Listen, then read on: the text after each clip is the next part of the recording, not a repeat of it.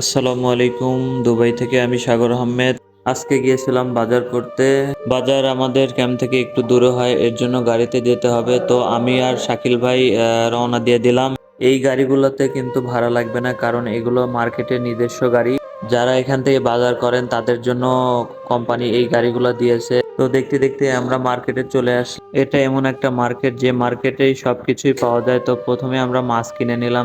আজকে আমরা বেশি বাজার করব না, আমাদের সাপ্তাহিক বাজার অলরেডি করা আছে। তারপরেও কিছু বাজার করা লাগতেছে। আপনাদের মাঝে এই ভিডিওগুলো তুলে ধরার একমাত্র কারণ হলো, যারা নতুন বিদেশ আসতে চান তারা মনে করেন যে বিদেশ অনেক সহজ। আপনি বিদেশে এসে অনেক টাকা ইনকাম করতে পারবেন, এটা সত্য কথা। কিন্তু আপনি ডিউটি টাইম ছাড়া যেগুলো টাইম পাবেন সেগুলো টাইমও আপনি ফ্রি থাকতে পারবেন না, কারণ আপনাকেই বাজার করতে হবে, আপনাকেই রান্না করতে হবে, আপনাকেই খেতে হবে, আবার নিজের কাপড় নিজেকেই কেচে দিতে হবে। আর সবচাইতে প্রবাস জীবনে